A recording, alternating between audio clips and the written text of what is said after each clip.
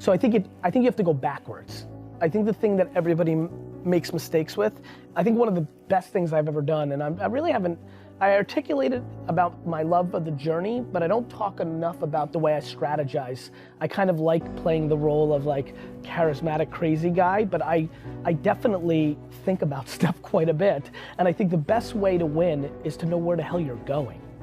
And so, and the reason I've been pushing self-awareness is not everybody here is destined to build a $500 million thing. I also think it's crazy that people don't realize how amazing it is to build a $1 million thing. If you can build a $1 million a year revenue business and run on 30% net profit, you have a crazy life.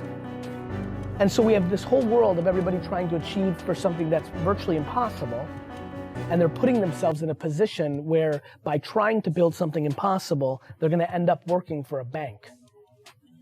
Because the one thing that people haven't factored in yet is globally, the economy has been pretty good for the last decade, or at least 8 years. And my biggest concern is the next economic slowdown, right? And obviously Ireland's had different things going on than the UK, and Brexit for the UK and the US, and everybody has their own microeconomic things, but I think the reality is globally, right now, things are good.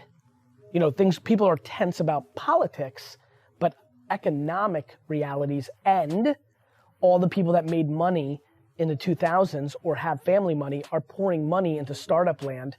A rugby startup can actually get money from some individual, you know, that made money prior. I mean, the amount of $25,000 and $50,000 stupid checks I've written in the last 5 years, you know, and so when that goes away, what happens?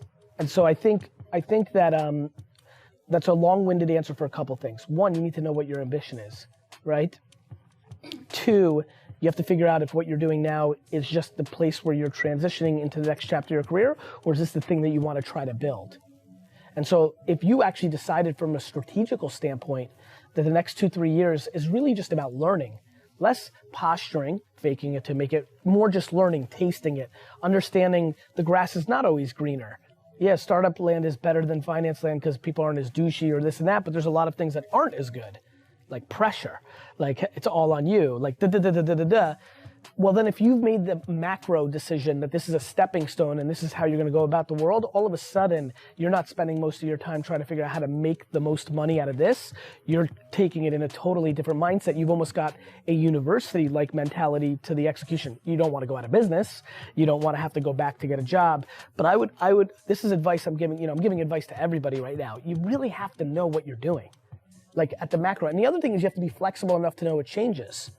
What your ambition is at 19 and 15 and 22 is different than what your ambition is at 41, and you have to be flexible in that reality. So I think it's a strategic answer, you know, and I think that I think you need to think about tasting everything because you're a young man and you want to figure out what the hell you like and what you're good at. There's just an incredible, you know, like kind of access point of like what you're great at and what you love. When you stumble into being somebody like me, you really win. When what you're naturally great at is what you naturally love the most, and away you go.